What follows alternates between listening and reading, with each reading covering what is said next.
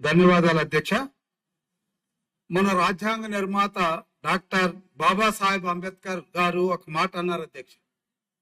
రాజ్యాధికారమే అసలు సిసలైనటువంటి సాధికారత.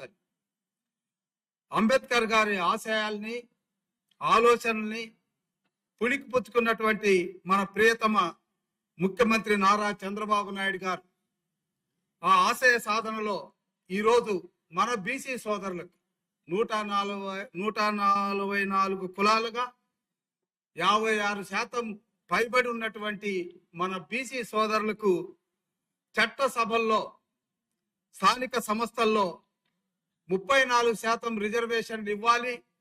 తద్వారా వారి సాధికారతకు అసలు సిసలైనటువంటి నిర్వచనాన్ని ఇవ్వాలి అన్నటువంటి ఆలోచనతో ఈరోజు చట్ట సభలో మాట్లాడడానికి అవకాశం కల్పించిన మా ప్రియతమ ముఖ్యమంత్రి నారా చంద్రబాబు నాయుడు గారికి, మా యువనేత నారా లోకేష్ బాబు గారికి, కూటమి ప్రభుత్వ నేతలందరికీ ప్రత్యేకమైనటువంటి ధన్యవాదాలు తెలియజేసుకుంటూ, ముఖ్యంగా అధ్యక్ష, బీసీలు అంటేనే తెలుగుదేశం, తెలుగుదేశం అంటేనే బీసీల అధ్యక్ష.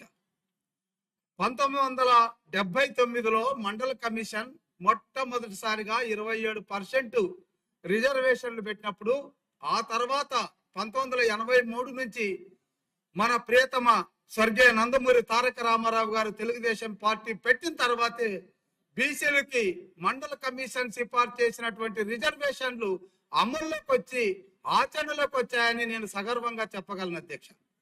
అదేవిధంగా అధ్యక్ష, 1993లో National Commission for BCs quasi judiciary అథారిటీనిచ్చి కోర్టు అధికారాల్ని కట్టబెట్టినటువంటి ఆ కమిషన్ ఏర్పాటులో కానీ దాని అమలులో కానీ ఆనాటి స్వర్గీయ నందమూరి తారక రామారావు గారితో పాటు మన ప్రియతమ ముఖ్యమంత్రి నారా చంద్రబాబు నాయుడు గారు కూడా కీలకమైనటువంటి పాత్ర పోషించారన్నది యథార్థం అధ్యక్ష.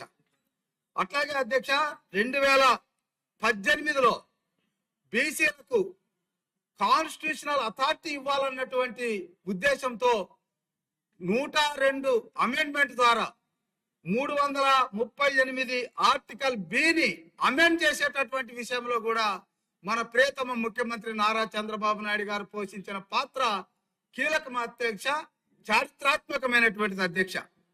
మాటలే కాదు, చేతలే కాదు అధ్యక్ష, ఆచరణ ఒక్కసారి చూస్తే 2015-16లో మొట్టమొదటిసారిగా సబ్ ప్లాన్, బీసీలకు సబ్ ప్లాన్ ఏర్పాటు చేసి 1,20,000 కోట్ల పైగా నిధులను ఖర్చు పెట్టి 30 స్కీముల్ని ఇంప్లిమెంట్ చేసినటువంటి ముఖ్యమంత్రి కూడా నారా చంద్రబాబు నాయుడు గారని మనం సగర్వంగా చెప్పుకోవాలి అధ్యక్ష. అదేవిధంగా అధ్యక్ష, ఆదరణ పథకం పెట్టి 1 కోటి మంది బీసీలకు వివిధ పథకాలు ఇచ్చినటువంటి మహానుభావుడు కూడా నారా చంద్రబాబు నాయుడు గారు అధ్యక్ష. ఎందుకంటే అధ్యక్ష, బీసీలు కేవలం చేతి కష్టం మీద, కుల వృత్తుల మీద, ఆస్తులు లేకపోయినా అంతస్తులు లేకపోయినా సగర్వంతో సొసైటీలో గౌరవంగా బతికేటటువంటి మా బీసీ సోదరుల్ని సాధికారత ఇవ్వాలన్నటువంటి ఉద్దేశంతో ఎలాగో ఆర్థిక పరమైనటువంటి ప్రయోజనాలు కల్పిస్తున్నాం కాబట్టి రాజకీయ అధికారం ఇవ్వాలన్నటువంటి ఆలోచనతో చేస్తున్న ఈ ప్రయత్నానికి మనస్ఫూర్తిగా ఒక ఎస్సీ వర్గానికి చెందినటువంటి శాసనసభ్యుడిగా నేను మద్దతు ఇస్తూ అధ్యక్ష, ఈ సందర్భంగా ముసలి కన్నీరు కాస్తూ కపటి ప్రేమను ప్రదర్శిస్తున్నటువంటి జగన్మోహన్ రెడ్డికి అసెంబ్లీ సాక్షిగా 2 ప్రశ్నలు వేస్తున్నాను అధ్యక్ష. ధైర్యం ఉంటే సమాధానం చెప్పాలి అధ్యక్ష. బీసీ రిజర్వేషన్లకు సంబంధించి హైకోర్టులో కేసు ఎదురైతే సుప్రీంకోర్టుకి ఎందుకు పోలేదు? తన సొంత కేసుల మీద సుప్రీంకోర్టు మెట్లు ఎక్కడం దిగడం 5 సంవత్సరాలు కాదు ఇప్పటికీ చేస్తున్నటువంటి జగన్మోహన్ రెడ్డి 50% పైగా ఉన్నటువంటి బీసీ సోదరులకు సంబంధించినటువంటి భవిష్యత్తుకు సంబంధించి రాజకీయ అధికారానికి సంబంధించి కేసు సుప్రీంకోర్టులో ఎందుకు వేయలేదని సూటిగా ప్రశ్నిస్తున్నాం. దీనికి సమాధానం చెప్పి తీరాలి.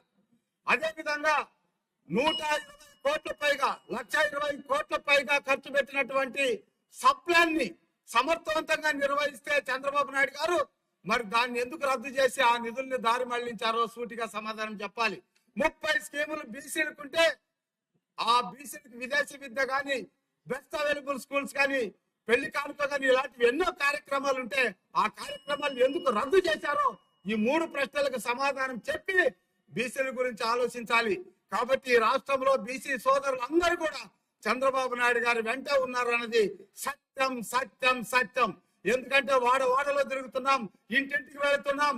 బీసీ సోదరులందరూ మా చంద్రబాబు నాయుడే మాకు శిరోధారం అని గంట పతంగా చెప్తున్నారని జగన్మోహన్ రెడ్డికి ఈ సభా వేదికగా తెలియజేస్తూ ఈ అవకాశం కల్పించిన మీకు ధన్యవాదాలు తెలియజేస్తూ సెలవు తీసుకుంటున్నాను అధ్యక్ష. డాక్టర్ చదలవాడ అరవింద్ బాబు గారు.